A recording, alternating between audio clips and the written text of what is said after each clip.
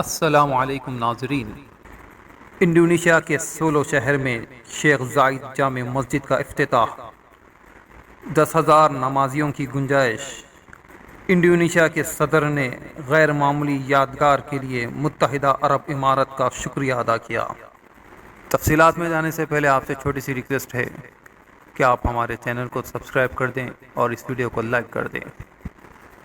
متحدہ عرب امارات کے صدر شیخ محمد بن زاید ال نہیان نے اپنے انڈونیشیائی ہم منصب کے ساتھ پیر کے دن انڈونیشیا کے جاوا صوبے کے مرکزی شہر سولو میں شیخ زاید گرانڈ مسجد کا افتتاح کیا ہے۔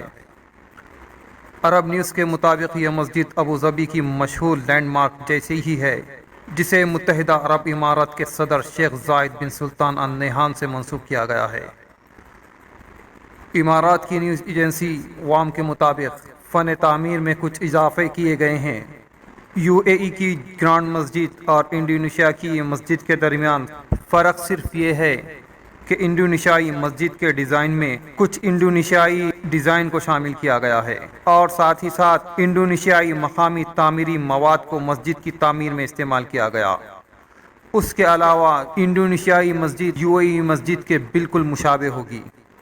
امارات میڈیا کی نیوز کے مطابق انڈونیشیا کی یہ مسجد شیخ محمد بن زاید ال نہیان کی طرف سے ہی بنائی گئی ہے، جسے یو اے ای کے صدر نے بالی میں منعقد ہونے والی G20 کانفرنس میں شرکت کے دوران انڈونیشیا کو بطور تحفہ دیا ہے۔ یو اے ای کے صدر فی الوقت G20 کانفرنس میں شرکت کے لیے انڈونیشیا کے شہر بالی میں موجود ہے، اور وہیں پر انہوں نے اس مسجد کا انڈونیشیائی صدر کے ساتھ افتتاح کیا۔ اس مسجد میں 56 گنبد، 4 مینار اور 32 بڑے ستون بنائے گئے ہیں، اور اس میں 10,000 نمازیوں کی گنجائش موجود ہے۔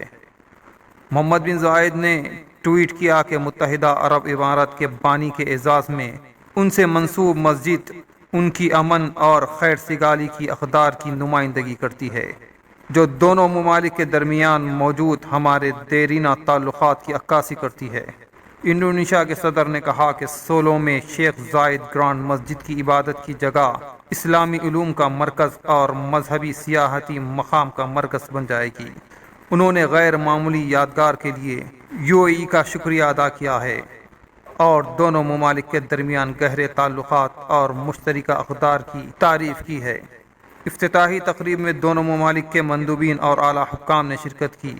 واضح رہے کہ ابوظبی کی شیخ زاید گرانڈ مسجد کا افتتاح 2007 میں ہوا تھا، اور یہ دنیا کی سب سے بڑی مساجد میں سے ایک اور اسلامی فن تعمیر اور ڈیزائن کو یکجا کرنے والے آرکیٹیکچر کی آئیکن مانی جاتی ہے، اور یہ دارالحکومت کا ایک اہم سیاحتی مقام بھی ہے۔